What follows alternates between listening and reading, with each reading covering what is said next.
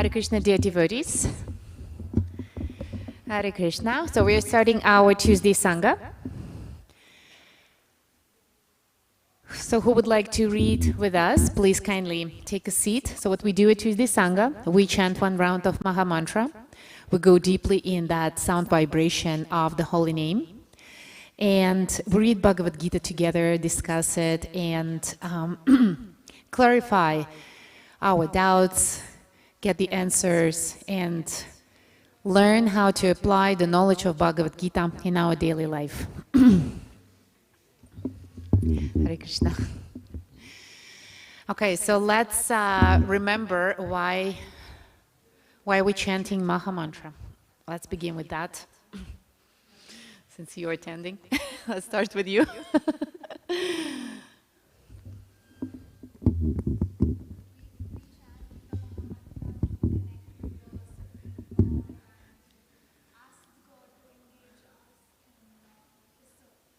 In devotional service, right? Yes, why is it so important for us to be engaged in devotional service?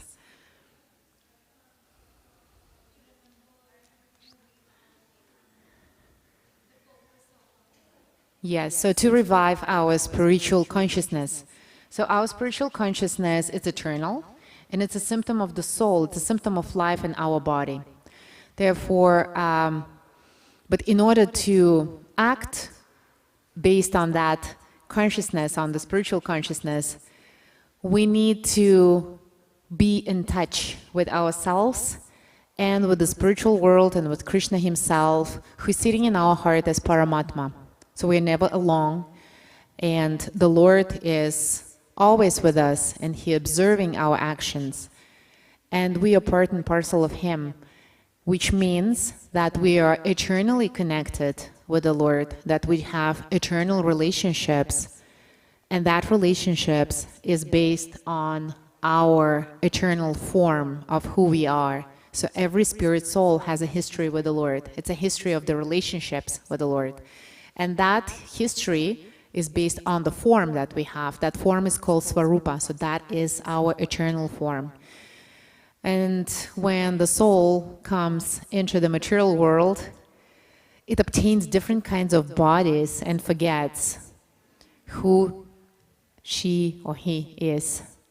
So therefore, in order for us to revive that spiritual consciousness and feel ourselves and think and live as a spirit soul, first of all, meaning that being happy, blissful, and knowledgeable, because the soul is eternally happy, eternally blissful, and eternally knowledgeable. We need to go through the process of self-purification. So the Maha Mantra is the process, it's a very powerful process. It's chanting of the holy name of the Lord, which are written here.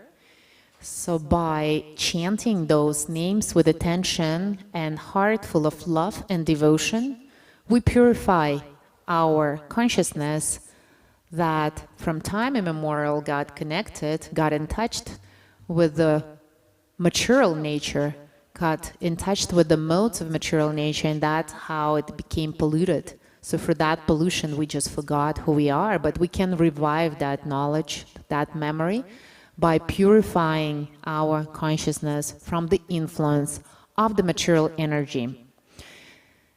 That's the purpose of chanting of the Maha Mantra. And what is the translation? What is the meaning of the Maha Mantra?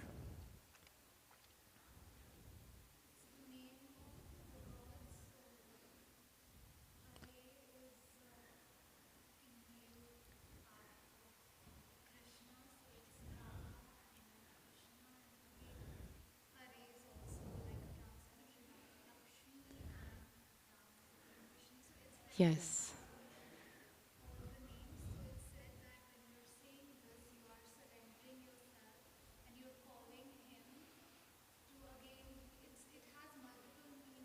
Mm-hmm.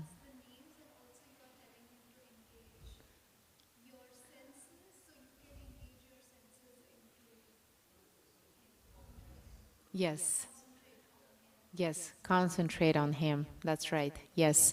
So the 16 names of the Lord, that's right, they consist of 16 names. And Hare means the love potency, and it's eternal, and it's blissful, and it represents Radharani. That's the love. And Krishna means all attractive.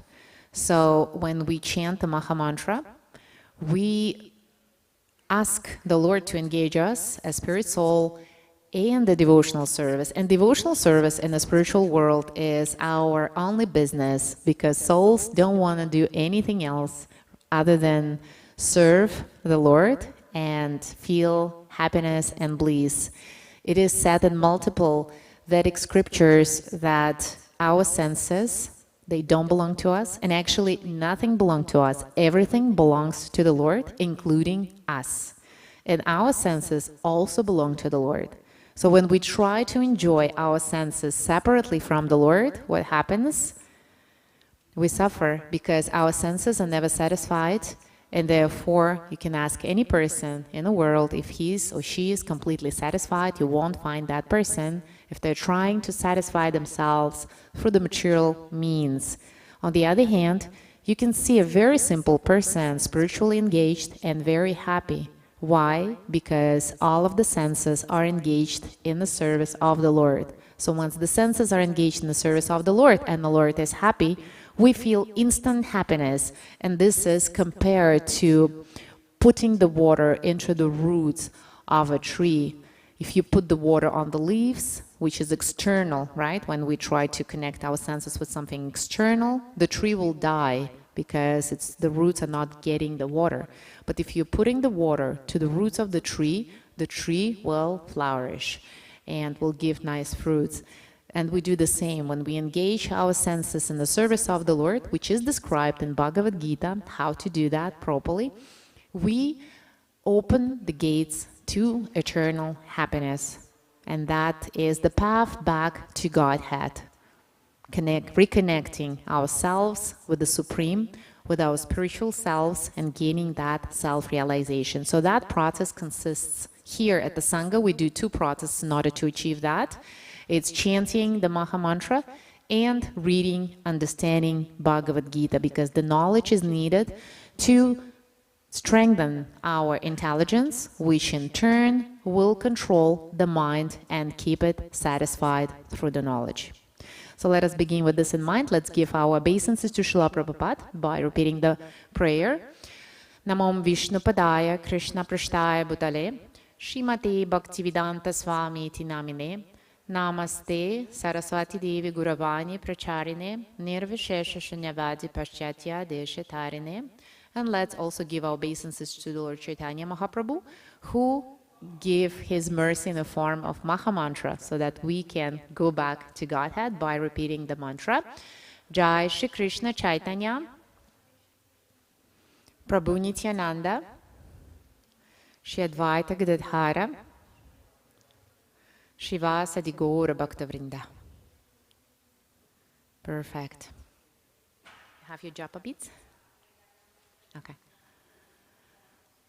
So for those who is listening to this Sangha for the first time, I'll just explain how to chant, how to do japa meditation on Japamala beads. So Japamala beads consist of 108 beads, and it's made of Tulsi.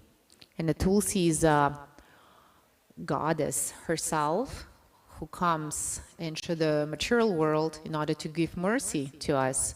She's a devotee of the Lord, and the Lord doesn't accept any food, any water, if you don't put a tulsi leaf on it. So the tulsi is a very sacred creature, the living entity, right? It's a deity. And by chanting the Maha Mantra on the Tulsi Japamala beads, we all participate in that devotional service and purify ourselves. Just by touching Tulsi, you can purify ourselves.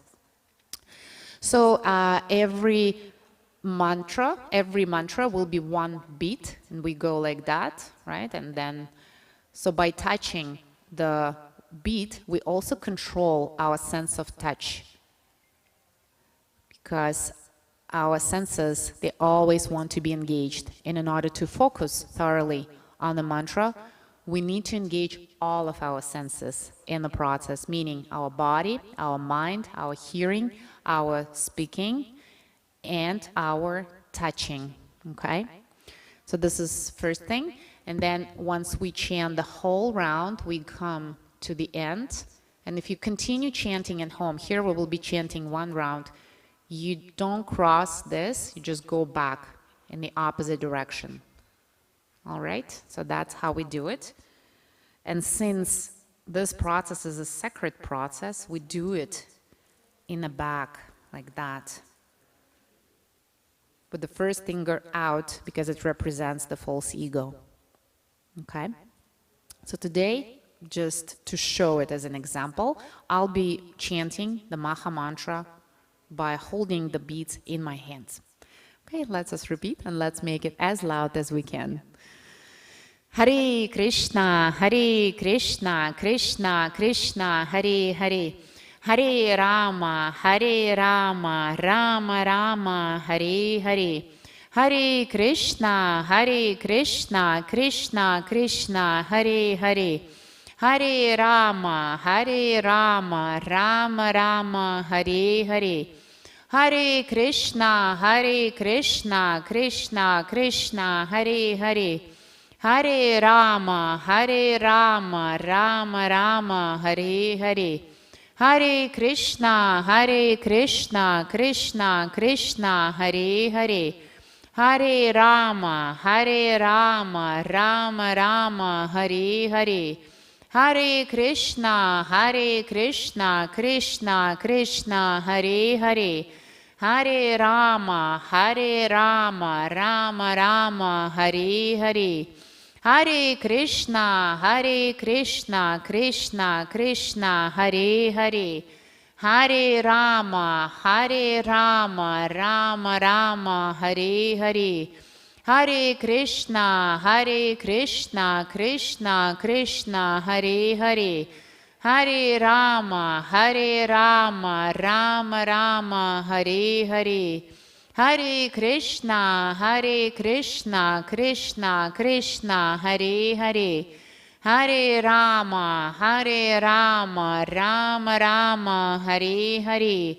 Hare Krishna, Krishna Krishna, Hare Hare.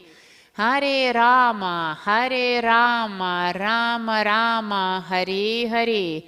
Hare Krishna, Krishna Krishna, Hare Hare. Hare Rama, Rama Rama, Hare Hare. Hare Krishna, Krishna Krishna, Hare Hare. Hare Rama, Rama Rama, Hare Hare. Hare Krishna, Krishna Krishna, Hare Hare. Hare Rama, Rama Rama, Hare Hare. Hare Krishna, Krishna Krishna, Hare Hare. Hare Rama, Rama Rama, Hare Hare. Hare Krishna, Krishna Krishna, Hare Hare. Hare Rama, Rama Rama, Hare Hare. Hare Krishna, Krishna Krishna, Hare Hare. Hare Rama, Rama Rama, Hare Hare. Hare Krishna, Krishna Krishna, Hare Hare. Hare Rama, Rama Rama, Hare Hare. Hare Krishna, Krishna Krishna, Hare Hare. Hare Rama, Rama Rama, Hare Hare. Hare Krishna, Krishna Krishna, Hare Hare. Hare Rama, Rama Rama, Hare Hare. Hare Krishna, Hare Krishna, Krishna Krishna, Hare Hare, Hare Rama, Hare Rama, Rama Rama, Hare Hare, Hare Krishna, Hare Krishna, Krishna Krishna, Hare Hare, Hare Rama, Hare Rama, Rama Rama, Hare Hare, Hare Krishna, Krishna Krishna, Hare Hare, Hare Rama, Rama Rama, Hare Hare, Hare Krishna, Krishna Krishna, Hare Hare, Hare Rama, Rama Rama, Hare Hare, Hare Krishna, Krishna Krishna, Hare Hare, Hare Rama, Rama Rama, Hare Hare, Hare Krishna, Krishna Krishna, Hare Hare, Hare Rama, Rama Rama, Hare Hare, Hare Krishna, Krishna Krishna, Hare Hare, Hare Rama, Rama Rama, Hare Hare, Hare Krishna, Krishna Krishna, Hare Hare, Hare Rama, Rama Rama, Hare Hare, Hare Krishna, Krishna Krishna, Hare Hare, Hare Rama, Rama Rama, Hare Hare, Hare Krishna, Krishna Krishna, Hare Hare, Hare Rama, Rama Rama, Hare Hare, Hare Krishna, Krishna Krishna, Hare Hare, Hare Rama, Rama Rama, Hare Hare, Hare Krishna, Krishna Krishna, Hare Hare, Hare Rama, Rama Rama, Hare Hare, Hare Krishna, Krishna Krishna, Hare Hare, Hare Rama, Rama Rama, Hare Hare, Hare Krishna, Krishna Krishna, Hare Hare, Hare Rama, Rama Rama, Hare Hare, Hare Krishna,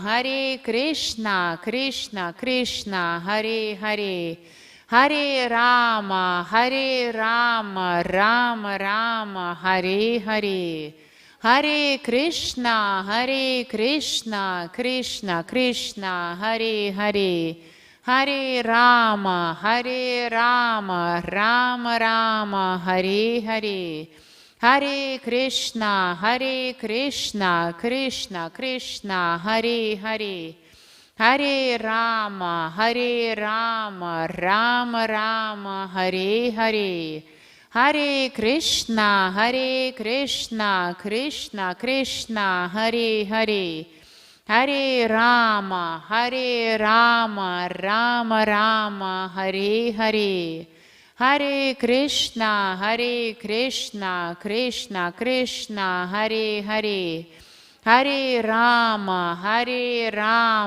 Rama Rama, Hare Hare, Hare Krishna, Krishna Krishna, Hare Hare, Hare Rama, Rama Rama, Hare Hare, Hare Krishna, Krishna Krishna, Hare Hare, Hare Rama, Rama Rama, Hare Hare, Hare Krishna, Krishna Krishna, Hare Hare, Hare Rama, Rama Rama, Hare Hare, Hare Krishna, Krishna Krishna, Hare Hare, Hare Rama, Hare Rama, Rama Rama, Hare Hare. Hare Krishna, Krishna Krishna, Hare Hare. Hare Rama, Rama Rama, Hare Hare. Hare Krishna, Krishna Krishna, Hare Hare. Hare Rama, Rama Rama, Hare Hare. Hare Krishna, Krishna Krishna, Hare Hare. Hare Rama, Rama Rama, Hare Hare. Hare Krishna, Krishna Krishna, Hare Hare. Hare Rama, Rama Rama, Hare Hare. Hare Krishna, Krishna Krishna, Hare Hare. Hare Rama, Rama Rama, Hare Hare. Hare Krishna, Krishna Krishna, Hare Hare. Hare Rama, Rama Rama, Hare Hare. Hare Krishna, Krishna Krishna, Hare Hare. Hare Rama, Rama Rama, Hare Hare. Hare Krishna, Krishna Krishna, Hare Hare. Hare Rama, Rama Rama, Hare Hare. Hare Krishna, Krishna Krishna, Hare Hare. Hare Rama, Rama Rama, Hare Hare. Hare Krishna, Krishna Krishna, Hare Hare. Hare Rama, Rama Rama, Hare Hare. Hare Krishna, Krishna Krishna, Hare Hare. Hare Rama, Rama Rama, Hare Hare. Hare Krishna, Krishna Krishna, Hare Hare. Hare Rama, Rama Rama, Hare Hare. Hare Krishna, Krishna Krishna, Hare Hare. Hare Rama, Rama Rama, Hare Hare. Hare Krishna, Krishna Krishna, Hare Hare. Hare Rama, Rama Rama, Hare Hare. Hare Krishna, Krishna Krishna, Hare Hare.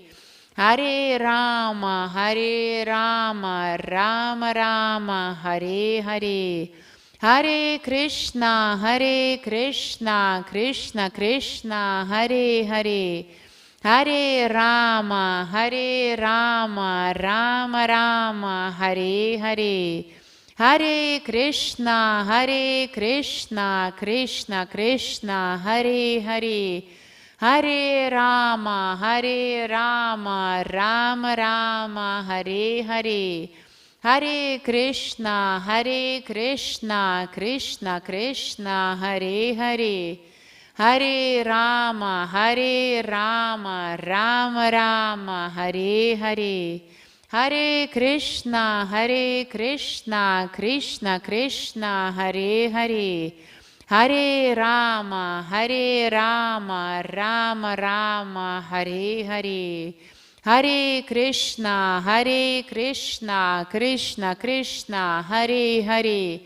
Hare Rama, Rama Rama, Hare Hare.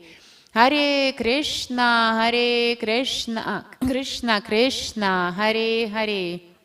Hare Rama, Rama Rama, Hare Hare. Hare Krishna, Krishna Krishna, Hare Hare. Hare Rama, Rama Rama, Hare Hare.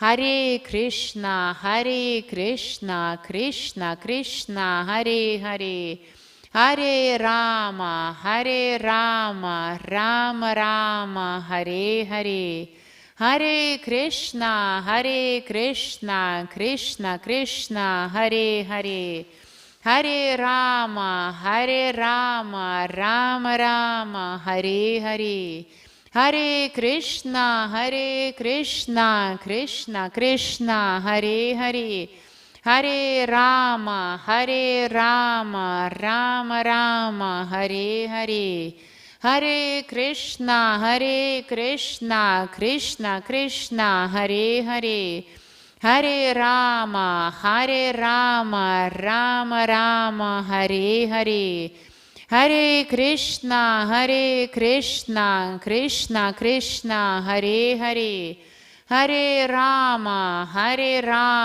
Rama Rama, Hare Hare, Hare Krishna, Krishna Krishna, Hare Hare, Hare Rama, Rama Rama, Hare Hare, Hare Krishna, Krishna Krishna, Hare Hare, Hare Rama, Rama Rama, Hare Hare, Hare Krishna, Krishna Krishna, Hare Hare, Hare Rama, Rama Rama, Hare Hare, Hare Krishna, Krishna Krishna, Hare Hare, Hare Rama, Rama Rama, Hare Hare, Hare Krishna, Krishna Krishna, Hare Hare, Hare Rama, Rama Rama, Hare Hare, Hare Krishna, Krishna Krishna, Hare Hare, Hare Rama, Rama Rama, Hare Hare, Hare Krishna, Krishna Krishna, Hare Hare, Hare Rama, Rama Rama, Hare Hare, Hare Krishna, Krishna Krishna, Hare Hare, Hare Rama, Rama Rama, Hare Hare, Hare Krishna, Krishna Krishna, Hare Hare, Hare Rama, Rama Rama, Hare Hare, Hare Krishna, Krishna Krishna, Hare Hare, Hare Rama, Rama Rama, Hare Hare, Hare Krishna, Krishna Krishna, Hare Hare, Hare Rama, Rama Rama, Hare Hare, Hare Krishna, Krishna Krishna, Hare Hare, Hare Rama, Rama Rama, Hare Hare, Hare Krishna, Krishna Krishna, Hare Hare, Hare Rama, Rama Rama, Hare Hare, Hare Krishna, Krishna Krishna, Hare Hare, Hare Rama, Rama Rama, Hare Hare, Hare Krishna, Krishna Krishna, Hare Hare, Hare Rama, Rama Rama, Hare Hare, Hare Krishna, Krishna Krishna, Hare Hare, Hare Rama, Rama Rama, Hare Hare, Hare Krishna, Krishna Krishna, Hare Hare, Hare Rama, Rama Rama, Hare Hare, Hare Krishna, Krishna Krishna, Hare Hare, Hare Rama, Hare Rama, Rama Rama, Hare Hare. Hare Krishna, Krishna Krishna, Hare Hare. Hare Rama, Rama Rama, Hare Hare. Hare Krishna, Krishna Krishna, Hare Hare.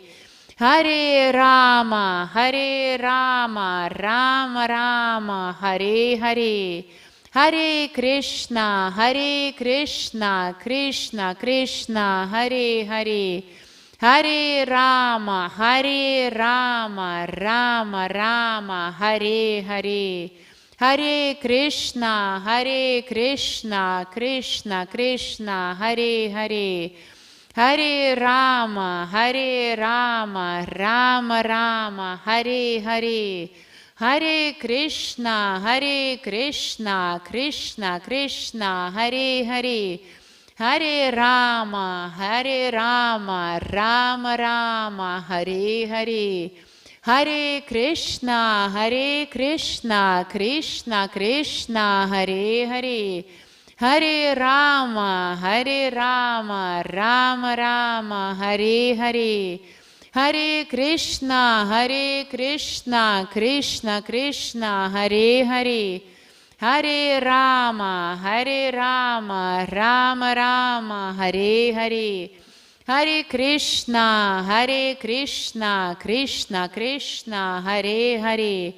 Hare Rama, Rama Rama, Hare Hare. Hare Krishna, Krishna Krishna, Hare Hare. Hare Rama, Rama Rama, Hare Hare. Hare Krishna, Krishna Krishna, Hare Hare. Hare Rama, Rama Rama, Hare Hare. Hare Krishna, Krishna Krishna, Hare Hare.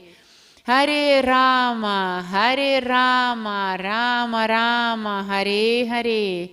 Hare Krishna, Krishna Krishna, Hare Hare. Hare Rama, Rama Rama, Hare Hare. Hare Krishna, Krishna Krishna, Hare Hare. Hare Rama, Rama Rama, Hare Hare.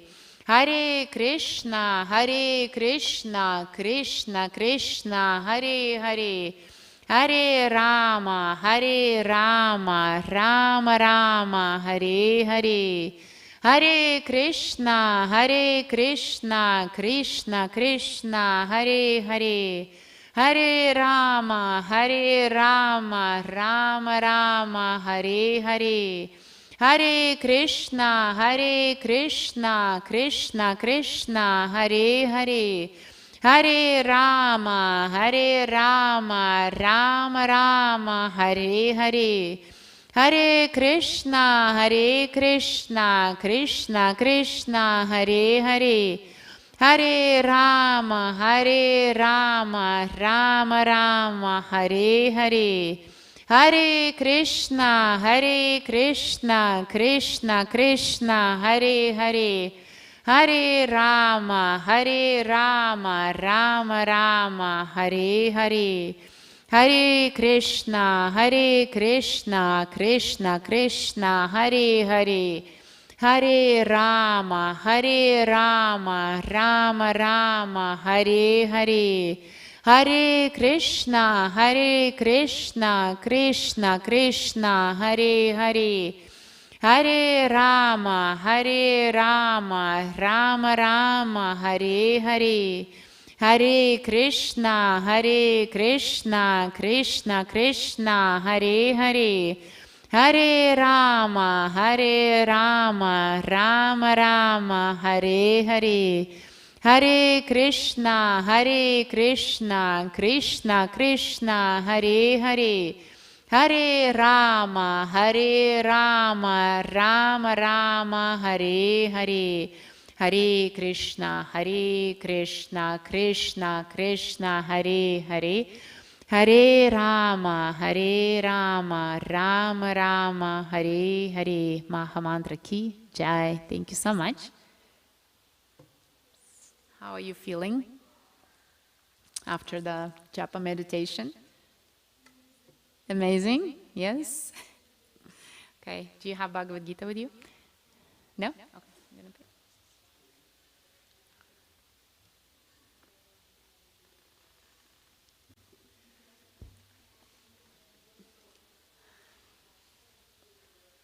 Would you like to join our Sangha to read together?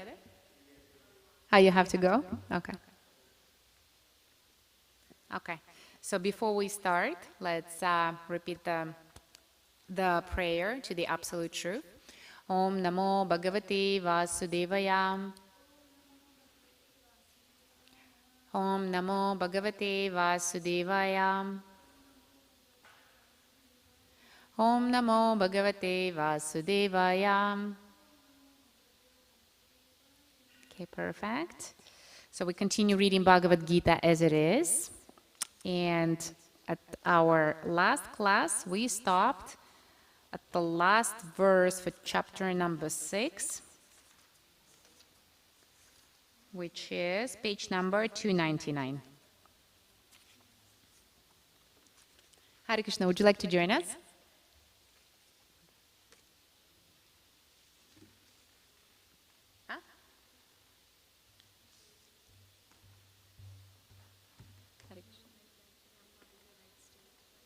Oh, you're not in the right state? Would you like to sit with us? Would you like to sit with us? Yeah? Okay. Okay. Yeah, sure. Okay. Okay, so I will begin with Sanskrit and then translation, okay? And then we will be reading paragraph by paragraph. Okay. Yoginam api sarvesham madgate nandaratmana shathavan bhajate yomam sameyukta tamo mataha. Translation. And of all yogis, the one with great faith, who always abides in me, thinks of me within himself, and renders transcendental loving service to me, he is the most intimately united with me in yoga, and is the highest of all. That is my opinion. So Krishna here is telling us what we need to do in order to reach that level of the highest level of yoga. So first of all, it is do the service with great faith. Okay, so the faith is the first important point here. Then think of me within himself. So we do the service with faith, and even if we cannot, even if that faith is on the level of the mind, we can still develop and base our service on the faith. And through the service, that faith will be going deeper and deeper in our heart, and the love of God will revive in our heart. And then second thing is very important. Think of me within himself. So in our previous classes, we discussed how mind becomes purified through the concentration. So the more you're concentrated on the things which are good, right, like in goodness, right, the better we feel. When we concentrate our mind on the Supreme, we spiritualize our mind and feel happy. Therefore, think of the Lord, and thus we're going to purify our mind and render transcendental loving service to me. So what does that mean? It means act without any expectations of any results. So when you do the service, transcendental loving service means you're going to do the best you can without expecting any results, without attaching yourself to the results. Because as soon as we attach, what happens to us? We start thinking that it is.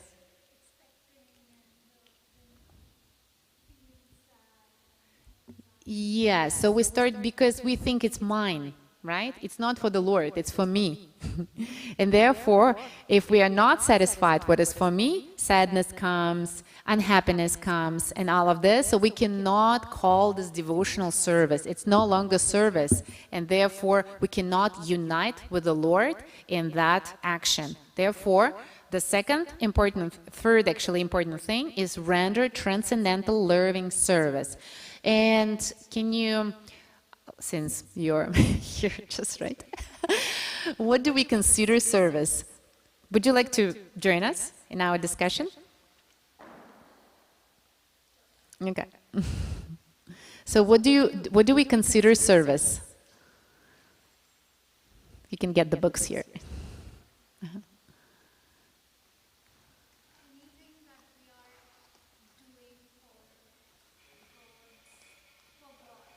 Okay. Yes. Yes. You can get the book here. Yeah. So anything that satisfies, right? And how do we know what satisfies the Lord? What is satisfying for the Lord?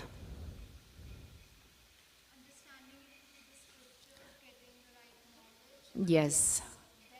Hare Krishna, you can get the books here. Hare Krishna. Please join us. It's a Tuesday Sangha. We do every Tuesday at 6:30 p.m. So we read and discuss Bhagavad Gita together. So if you have time, you can get the books and join us. Yeah.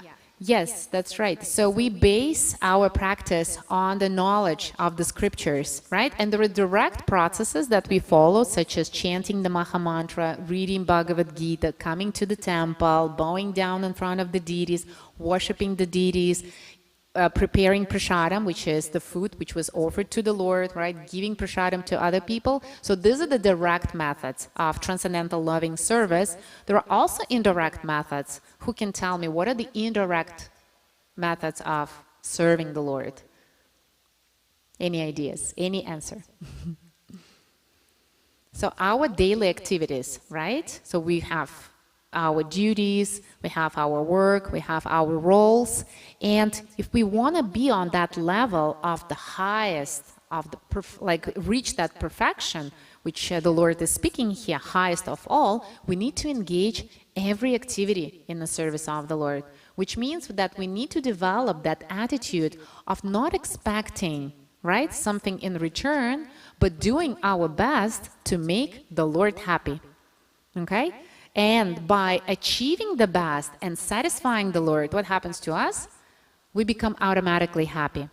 But if we're thinking, oh, it's just for me, it's just for me, disconnecting that service, disconnecting that action from the Lord, what happens? We will be eternally dissatisfied, because it is impossible to satisfy the senses through material means. And when we, actually the material energy is the energy of the Lord. But when we try and gauge it, like enjoy it, right? Without seeing that connection, it's actually everything here belongs to the Lord, right? When we don't see this connection, then what happens? We cannot be happy because our senses belong to the Lord. So the second, the third thing, engage everything. And how do we engage? We connect our actions, right? If you go shopping, oh dear Lord, thank you for giving me this opportunity. I see you have so many beautiful forms, right? So many beautiful colors and varieties, and you connect that with the Lord. You understand that this comes from Him, right? Or for example, when you're celebrating something, oh dear Lord, thank you for this opportunity, because happiness also comes from Him. Everything comes from Him, right? So then that activity becomes spiritual. Is there anything that we cannot offer to the Lord? What is not recommended, for example? Do you know?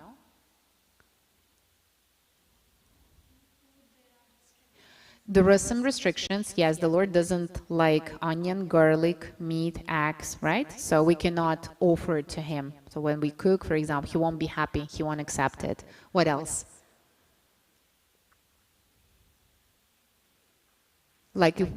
Some people may feel strength and cause pain, right, to others. So it's also not recommended, causing pain, unnecessary pain, right? Disturbing people, for example, saying hurtful words, right? We cannot connect this action with the Lord. Oh, thank you, Lord, for giving me this power so I can hurt someone. No, we cannot do this. The Lord, it's not transcendental loving service.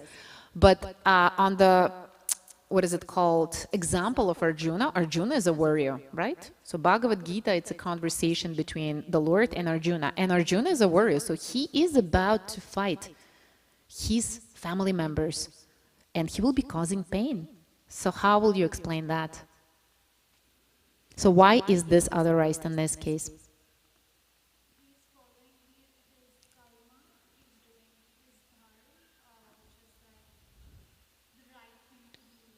His duty, right? Yeah, so there is a difference between duty and desire. If he's willing just to go and kill, then it's not good, right? But if he is a warrior and he is a military person and he has the duty to protect, right? And if he doesn't perform his duty, it's sinful. He cannot leave it unprotected, right? If there are people who are hurting family members, like citizens, right? It's his duty, first of all. And the second thing, he's acting by the order of the Lord. It's not his desire. So in this case, we're separating. If we are acting based on our senses, like because I want to hurt someone, right? No, it's not authorized. But if it is a part of profession, duty, like a police person, right, coming and arresting a criminal, the criminal might be hurt, what to do, right? But that's the duty of the police person. He has the right, he's authorized, and he has the knowledge how to do that. So these three things should be there: right, knowledge, and authorization from government, from God. So he has to be an authorized person. And in that case, that becomes transcendental loving service to the Lord. So here it's further said, he is the most intimately united with me in yoga.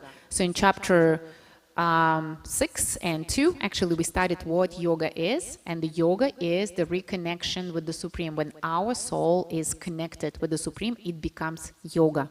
So Krishna is saying here that if we do all of this, right, we will reconnect with the Supreme, and Krishna will consider us the highest of all. So, okay, so we are reading page number 300, purport. Okay, purport. The word bhajate is significant here. Bhajate has its root in the verb bhaj, which is used when there is need of service. The English word worship cannot be used in the same sense as bhaj. Worship means to adore or to show respect and honor to the worthy one. But service with love and faith is especially meant for the Supreme Personality of Godhead. One can avoid worshipping a respectable man or a demigod and may be called discourteous, but one cannot avoid serving the Supreme Lord without being thoroughly condemned. Every living entity is part and parcel of the Supreme Personality of Godhead, and thus every living entity is intended to serve the Supreme Lord by his own constitution, which means that our constitutional position, our right, our duty, and our authorization is to serve the Lord. So we are, like I would say, if you are asked what is your main responsibility, I'm a spirit soul and I'm serving the Lord, right? So when somebody is asking us, what is your profession? I'm a teacher. What is your profession? I'm a dancer, and I'm a cook. I'm a servant of the Lord. This is the highest of all. Okay, because this is our prime duty, to serve the Lord. And when we do that, we are eternally happy, because this is our constitutional position. Failing to do this, he falls down. The Bhagavatam 11.5.3 confirms this as follows: Ye esham purusham sakshat atma prabhavam ishvaram na bhajantyava jananti sthanat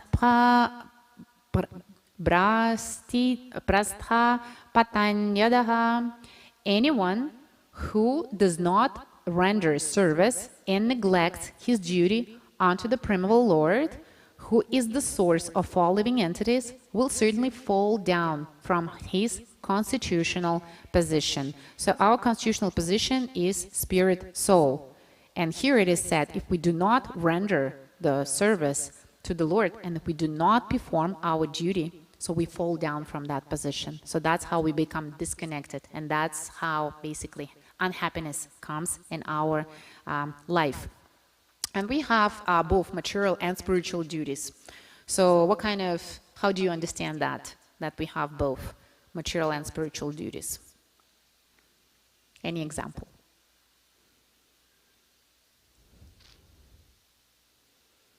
So the spiritual duty, we are spirit souls, right? We have spiritual, it's our constitutional position. How about material duties?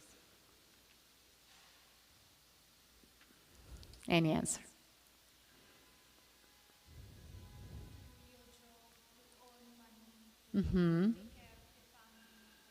Exactly. So we have roles, right? We have gender, and we have our dharma. So we have talents, for example, given to us by the Lord, and we have also our responsibilities connected with that. So we become mothers, fathers, friends. We play different roles in relationships. Then we have job, as you said, we have a profession, right? So all of this becomes our material duty, okay? And in chapter 3 it is said, and in chapter 2 as well, that by performing our duties, material duties, very well, we gain that purification. And once we are fully purified, we have no other material duties, only spiritual. So once we are fully purified of the material desires, so once all of the duties are fulfilled and our intelligence and mind are spiritualized, and we are thinking of the Lord, and only Lord is in our heart and in our mind, and we are fully connected, then there are no material duties anymore. So we become, basically the only duties that we have are spiritual. But until then, we have both, and we need to balance them, okay? Okay, so let's continue with you. Next paragraph in this verse.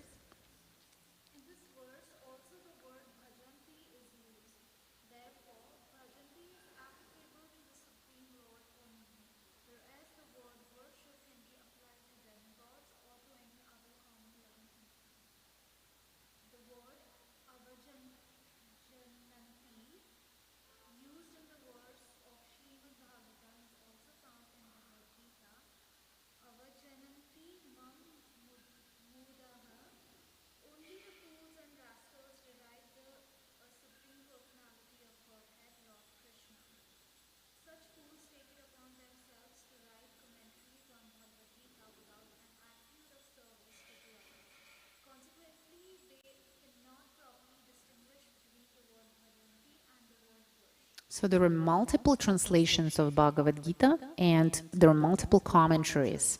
And out of all of them, this one is academically authorized. Why? Because it is said here, the other commentators don't do it in the mode of service. And another point is that the person who comments on this knowledge has to be in the parampara to deliver the knowledge as it is. In service, in the mood of service, means there is no desire to gain anything from that commentary, okay? From giving that, passing that knowledge. They shouldn't be attaching anything from themselves just to gain a reputation or achieve good business or make more money, anything like that, right? When it's done in the service, it is done for the satisfaction of the Lord. And what does the Lord want?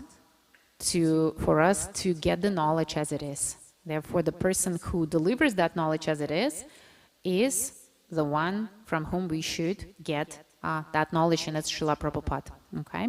So we're reading Bhagavad Gita from Srila Prabhupada. Srila Prabhupada is in the parampara.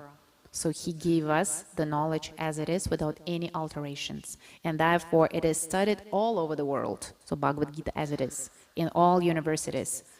Okay? Okay. So, next paragraph. Would you like to continue? Thank you.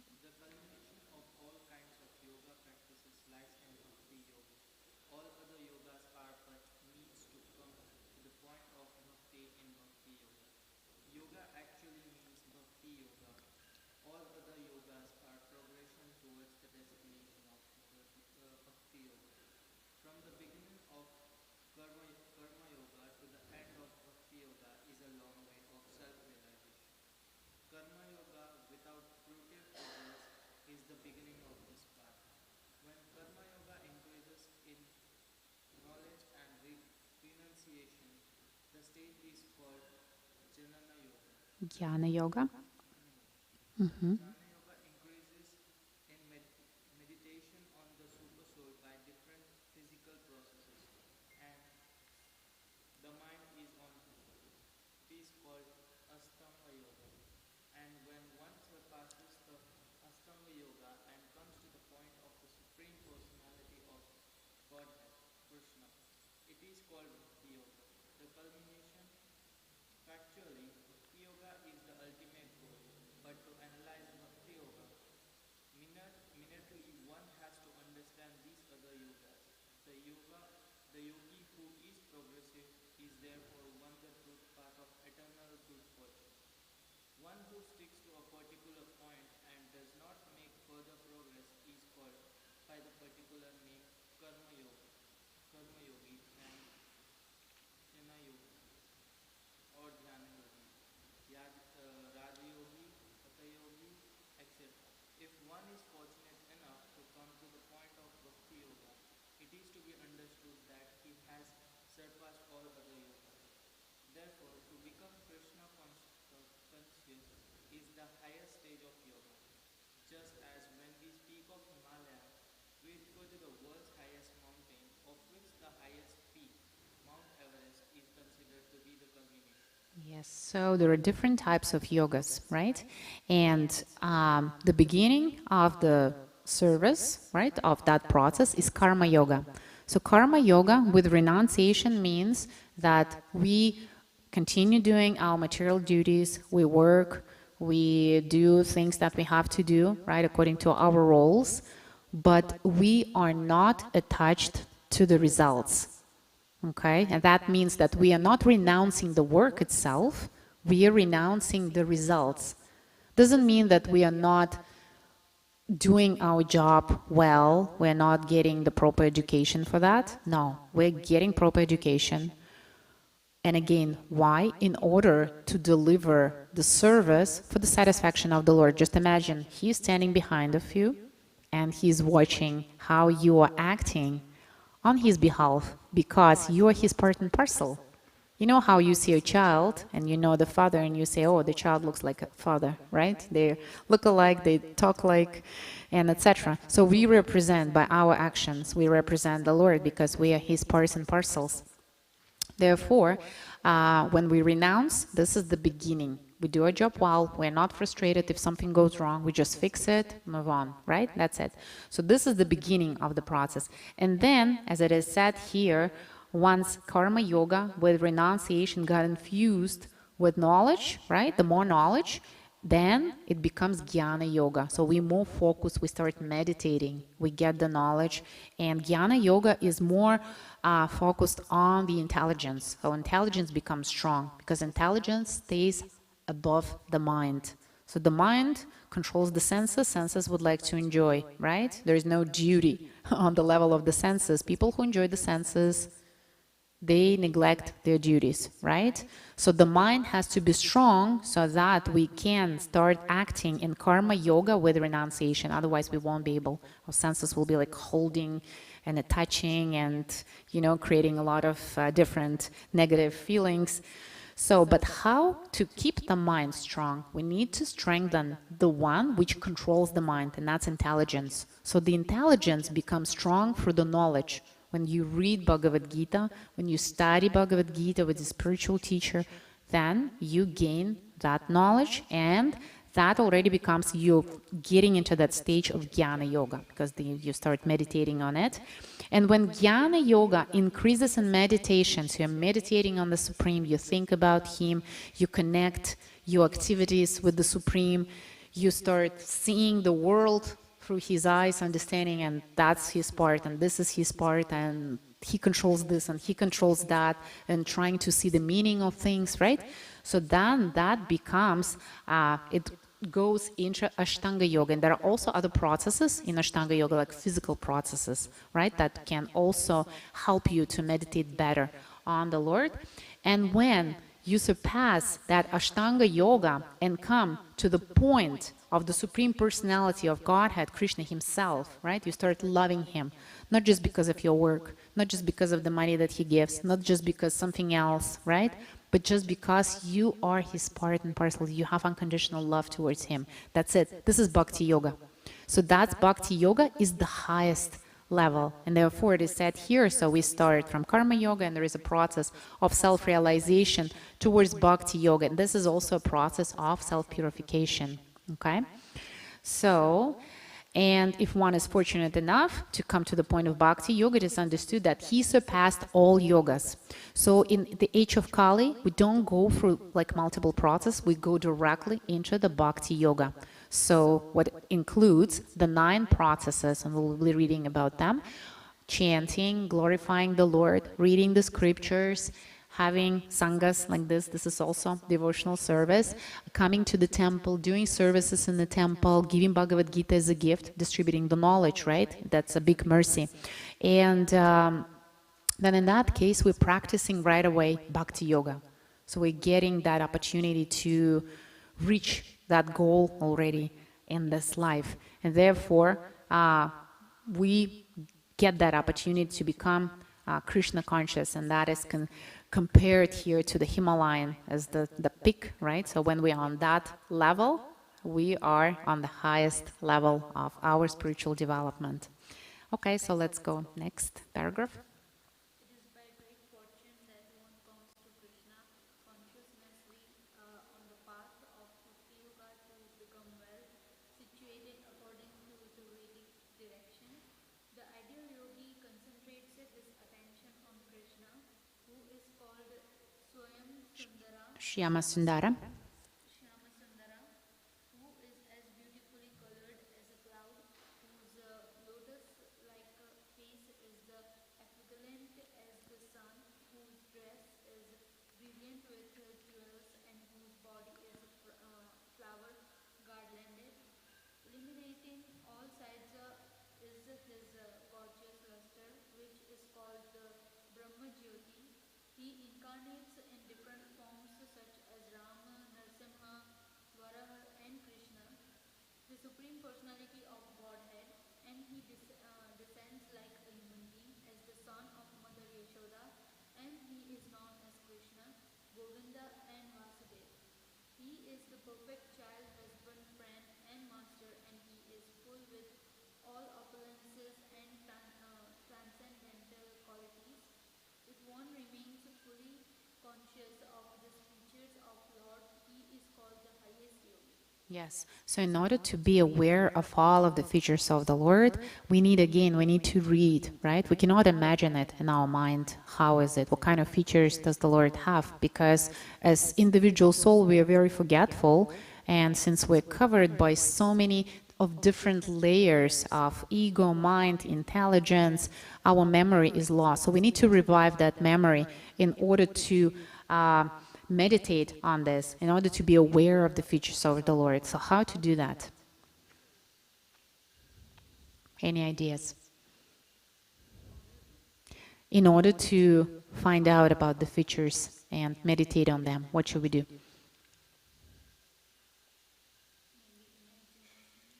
Imagination.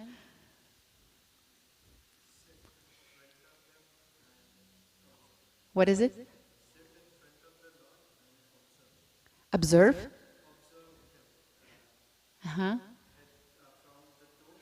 You mean the deity of the Lord, right? The deity of, yes, so we can observe the deity of the Lord and then meditate on this, right? What else can we do? To know about the opulences, and he has unlimited opulences. We cannot even imagine how many. Yeah, so if you study something, if you want to know something deeply, you need to read about it. Yes? So our imagination can be limited to our experience. We cannot imagine more than we know, right? So in order to imagine, we need to read about it. So what kind of books will tell us about the features of the Lord? Yes, Srimad Bhagavatam. Exactly. Yeah.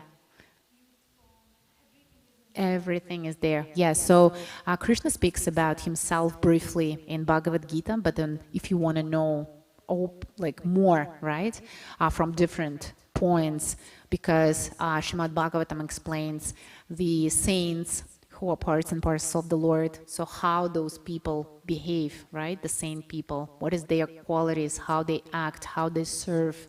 And this is also represents the Lord. Then the Lord himself, his pastimes, the universe, how it is created, how it's governed. So all of this you can read from Srimad Bhagavatam. And Krishna book also thoroughly explains from birth time of the Lord, right, until like his pastimes when he came as a in the form of Krishna. As a Supreme Personality of Godhead. So this is the way to meditate, to learn, and you can do it, daily, in the morning, in the evening, when you have a break. And this is a very great way to infuse yourself with that happiness, like purify your mind, and disconnect yourself with sufferings and karma, all of this, which doesn't serve us well anyways, right? Okay, so let's continue. Next. This stage of highest perfection in yoga can be attained only by a bhakti yoga, as is confirmed in Advaita literature. Yasya deve para bhakti yada deve tadadi. Tatsirte katita he atita pradasante mahatmana. Only with those great souls who have illicit faith in both the Lord and His spiritual master are all the imports of Vedic knowledge automatically revealed. Yeah, so that's what we have just discussed, right? Only those great souls who have implicit faith in both the Lord and the spiritual master. So, who is our spiritual master? Each of us may have individual spiritual master, but for all of us, who is the spiritual master? Krishna is original, right? And who represents him on the earth? Who came? Srila Prabhupada, right? Who gave us, who translated Bhagavad Gita from Sanskrit into all of the languages that we are reading, right? So Srila Prabhupada in the Parampara, he is, if you see Bhagavad Gita page 30, so the whole Parampara, and then the 32.32 is Srila Prabhupada. So he is our spiritual master. And then there are disciples of Srila Prabhupada and disciples of the disciples. And then you can get initiation from the disciples of the disciples, and you're going to follow, you're going to worship both Srila Prabhupada and then your spiritual master. Okay? But until you went into that, until you reached that, Srila Prabhupada is our spiritual master. And therefore, when we read his commentary and when we have implicit faith in both the Lord and the words and the explanations, and plus, as we have discussed, we read Srimad Bhagavatam, we read Krishna book, and try to understand it, we study it, we become automatically relieved. Okay? So it says revealed, right, as spiritually revealed, but at the same time we get purified. So the process of bhakti is a process of purification. And once we are purified again, we restore our spiritual identity. Okay? All right. Next paragraph. Let's continue.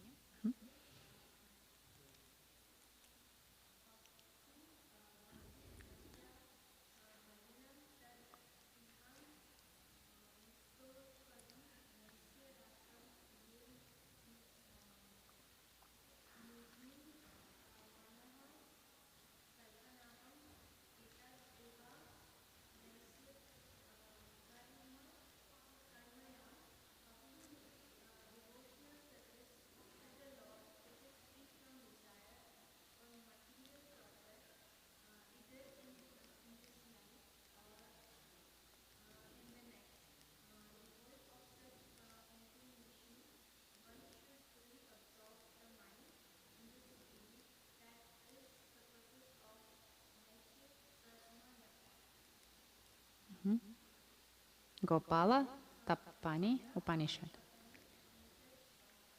Yes, so bhakti means devotional service. So how do we know that we are performing devotional service? We are not looking for any, again, gain from it.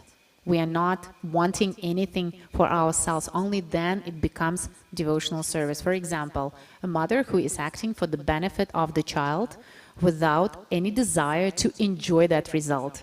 How can a mother enjoy that result? Saying, I'm a good mother, I'm this, I'm that, and etc., then it's not a devotional service. But when she's acting for the benefit of the child to make the Lord happy, right? She's looking not at her own feelings, but at his feelings.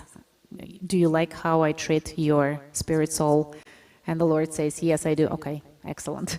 And then she becomes automatically happy. This is devotional service, okay? So free from desire for any material profit doesn't mean that we are not gaining any money, that we are not earning.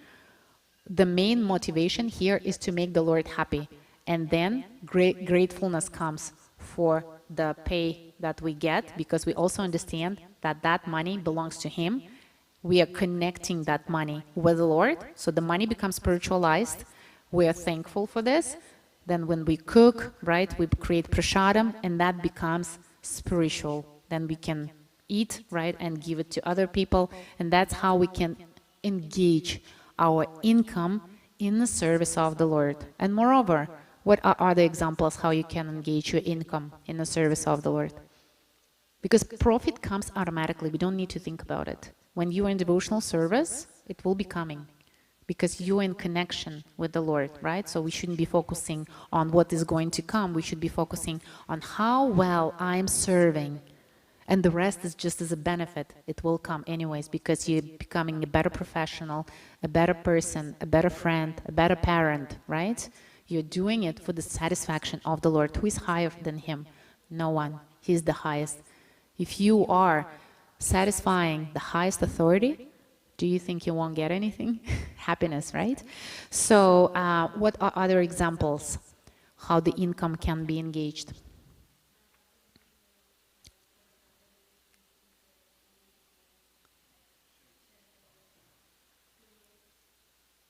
Can you speak up, please? I don't hear you.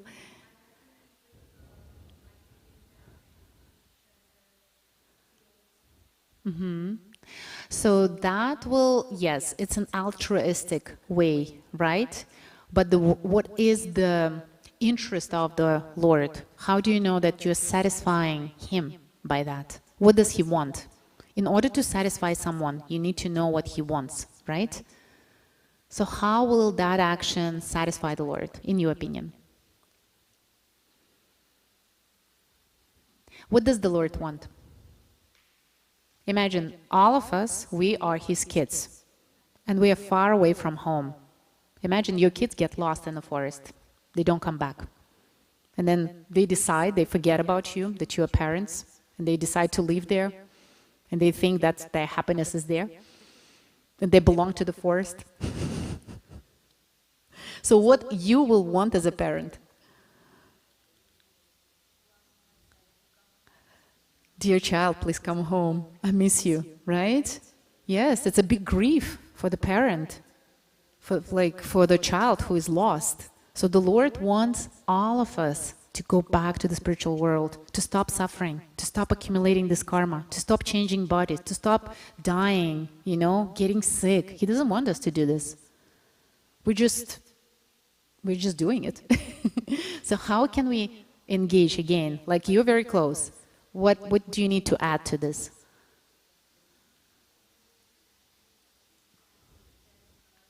Okay, so when we speak about food, what kind of food should that be? Which will help the soul to go back to Godhead. So our goal should be to satisfy not the person, just help him here and now, and tomorrow he will degrade and, get born as someone else. We want to help him to go back home, and that's the service, because Lord, this is what the Lord wants. We're not acting on our behalf. If we just help people, it's satisfying our senses.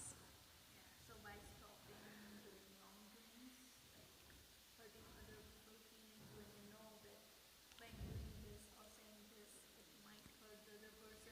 Yeah? Maybe by stop fulfilling our personal goals at the cost At the cost of... people suffering. That's a good point. Yeah. So just to finish her point, what like I would like you to get to that conclusion. What can we do? What can we add? So when we are helping poor people, what can we add to it to help them, to get them closer to the God? What can we bring?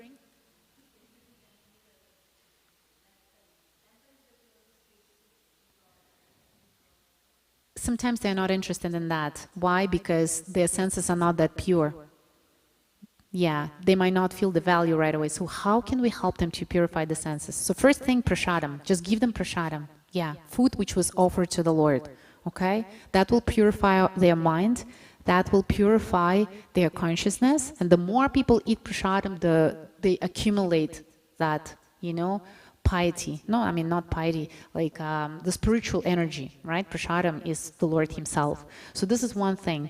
Second thing, once you offered prasadam, maybe you can offer some knowledge. Maybe you can give them the card to chant the Maha Mantra, right? So they might not be able to read like something difficult, right? But they are able to chant Maha Mantra. Poor people, they can do that. And in addition to that, you can give, maybe clothes, but definitely the priority should be the spiritual knowledge, because clothes, food, anything else will keep them here. They are so much attached that they degraded to that level. Right? Their karma is overwhelming them. But in order to get the person out, help them to get out, right? Start giving them spiritual energy. They're missing it. Okay, in chapter 2 of Bhagavad Gita, it is said that the soul who is living in the heart, right, governs the whole body. So soul is considering the body as a government, right? And she governs, she's ruling it over, right? Therefore, the spiritual energy from the soul goes into each part of the body, okay? The more spiritual we are, the more happy, the healthier we are, okay? So if we want to help people, give them spiritual knowledge. If something is not working within our body, if something is not working in our life, it means that we are lacking spiritual energy, because matter is dull. It's not alive, okay? Only the spiritual energy makes things alive. If something is missing, happiness, money, or something, it means that the life is not going into this. Engage yourself in spiritual practice, help other people, and then you will see how life will become harmonized. So this is, you got it, right? But your point was very good. Yes, and your point also about the speech, how to engage your speech, right? How to engage your knowledge, not to hurt people. So this is a great service. Basically engage your power, right? By serving people, by, how would you say, like you said, not to hurt, by do what? What is the opposite to that? To satisfy the Lord. How would you engage your speech and your knowledge in order to satisfy the Lord? Give me an example. Saying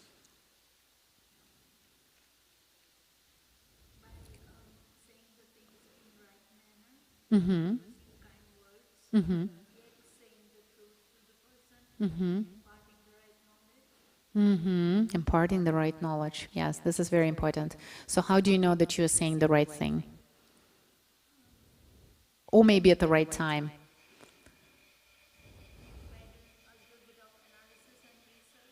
Mm-hmm. Yeah, so there is a little hint, right? If the person doesn't want to listen, do not insist. Give him prasadam, give him something, right? And then by time, when there is trust and the person is connected with you, slowly, slowly, to the extent that the person is accepting it. The person is not accepting, don't insist, just consider, continue serving. And then the time will come and his mind will be open, okay? But the point is very right. We shouldn't be hurting anyone, even if we know, but the person is not ready to receive this knowledge. We can do the service, right? Help the person get onto a different level of consciousness, and then he will open up himself. Yeah, that works like that. And there are multiple examples. Maybe you know some examples on how it was. Okay. Okay, let's continue. So last 2 sentences of this verse. Mm-hmm. These are some of the means of performance of bhakti or Krishna consciousness, the highest perfectional stage of yoga system.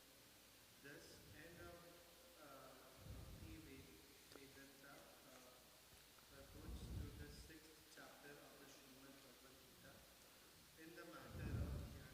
Yeah, Dhyana yoga is knowledge. So Bhagavad Gita gradually starts with the frustration of Arjuna at the battlefield, right? Because his feelings are very hurt. He doesn't want to kill his relatives. He doesn't want to what to do, and he has his duty. So he has this dilemma: fight or not to fight? Because on one side, these are my relatives. I don't want to kill them, right? On the other side, they perform some actions, and he needs to protect his family members, the people of that place. Therefore, he has to perform his duty. And then Krishna in chapter 2 starts speaking Bhagavad Gita, and he begins with the knowledge, with spiritual knowledge, because Arjuna is missing that spiritual knowledge. He's trying to act based on his feelings, not based on his duty. And that's sinful, because Arjuna has to perform his duty. So in order for Arjuna to be able actually to go into this in the mode of service, Krishna speaks the knowledge. It's a summary of Bhagavad Gita in chapter 2, and then goes into the karma, yoga, and renunciation, to act without expectations. And we have discussed that here, right? And then chapter 4, how to serve, because once you start, remember, karma yoga, right? We've read today, the service starts with karma yoga. So Arjuna starts serving by performing karma yoga. No matter if I lose, or no matter if I gain the victory, I'm not attached to this. I'm acting in the interest of the Lord, and it's my duty, and I'm authorized to do that. So I'm not performing any sinful activity here. So this is number one. And then secondly, Krishna speaks how to do that service. Actually, you need to have a spiritual master, and what is the whole purpose of it, and it's chapter 4, right? And then chapter 5 and 6, it's already about deeper knowledge on how to renounce and how to go into the Ashtanga yoga, which is, into the Jnana yoga. So read about, you may want to read chapter 6 again, just to understand how that progression works. And at our next class, Tuesday Sangha, we will continue reading with chapter 7. So we have a few minutes left until the deities are open. Do you have any questions or realizations from today's Sangha? Anything that got stuck in your mind, or anything that you would like to start doing different when you go back home? What to do when you are trying so hard to achieve some of the material success in the life, somehow you are not getting it, and all the frustration is bottling up inside yourself. You know that you shouldn't be obsessed with these things, but yet you are. Exactly. That's your question, right? Yes, so from today's session, we actually discussed that, right? What is missing that you are so much obsessed about the material things? What is actually missing? What will help you to look different? And remember, there are senses, right, that get attached to things. And above the senses, there is a mind who controls the sense. So if you're so much attached, it means that the senses are not regulated by the mind, right? Mind is Krishna himself.